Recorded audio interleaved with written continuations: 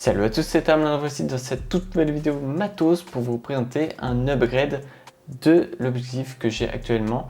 Il s'agit du 70-300 de Lumix et le voici.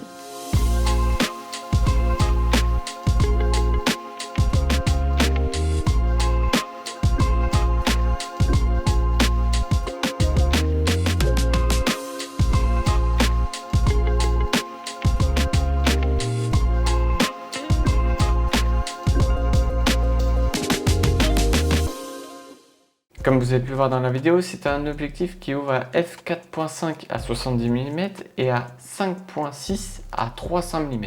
Donc ça reste une ouverture assez sympa pour avoir un flou derrière-plan. Alors comme vous pouvez voir, on a pas mal de boutons sur cet objectif. On a tout simplement un petit slider qui permet tout simplement d'avoir une mise au point soit sur 3 mètres et moins l'infini, donc en dessous de 3 mètres, soit au-delà de 3 mètres. Perso, je trouve que ça sert à rien, autant le mettre en full, parce qu'au moins vous aurez de la mise au point au-delà de 3 mètres. Voilà, ce qui est le but d'un objectif en fait.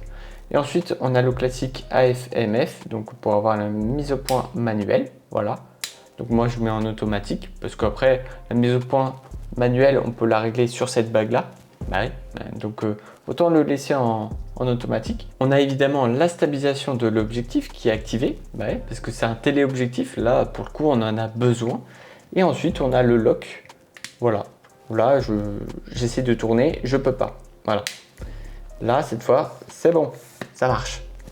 Et regardez-moi ça, voilà, il est relativement grand. Alors je sais pas si la mise au point elle est pas mal. Vous voyez, une fois qu'on le déplie, voilà, c'est assez grand. Mais je trouve que pour un objectif 300 mm plein format, je trouve que c'est plutôt correct, hein, la taille. Hein. Regardez, voilà. Vous avez la petite comparaison entre le visage. La taille de mon visage. Ouais.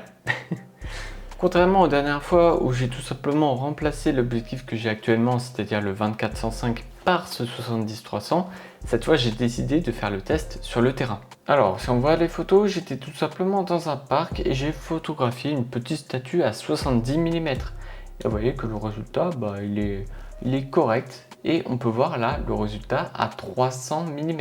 Et vous voyez que là, sur les deux prises, je suis à l'ouverture maximale. C'est-à-dire à 4.5 à 70 mm et à 5.6 à 300 mm. Deuxième situation, on a ici un plan de rose à 70 mm et ensuite à 300 mm, toujours dans le même axe, j'ai pas bougé. On voit à 300 mm les détails, beaucoup plus de détails de la rose. Troisième situation, on voit à 70 mm l'ensemble du parc, tandis qu'à 300 mm, on voit un peu plus de détails sur le fond de l'image. Et ça, c'est plutôt cool. Voilà, ça donne des détails en haute qualité. Et dernière petite image, il faut savoir que ce téléobjectif il peut être utile pour les sorties au zoo ou bien en safari. Et regardez, quel animal sauvage de la ville! On a un corbeau, voilà, qui est bien photographié à 300 mm.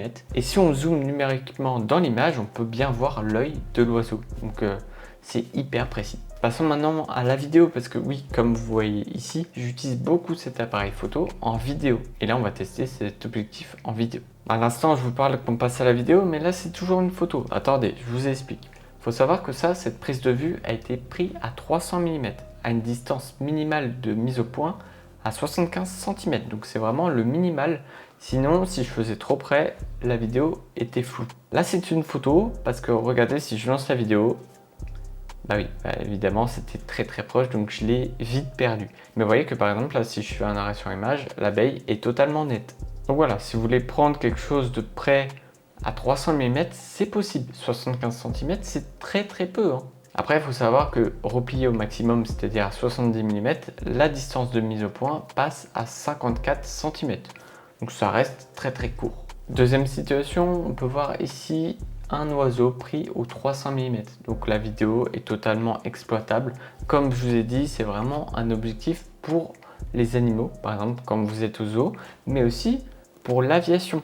Voilà, si vous voulez prendre un avion de loin, ça c'est plutôt cool. C'est un objectif vraiment à recommander.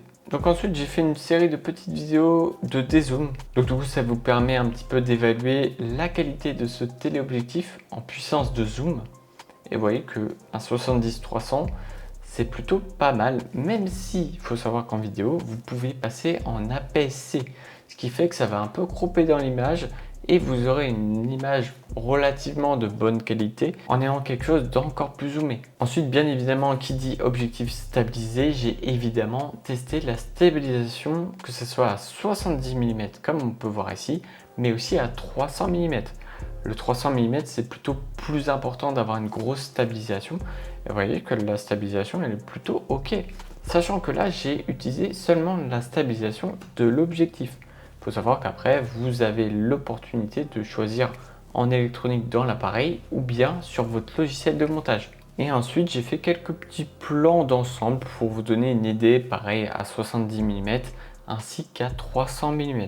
Voilà, vous voyez un petit peu ce que ça donne au niveau du zoom. Donc j'espère que cette vidéo sur ce test d'objectif vous a plu.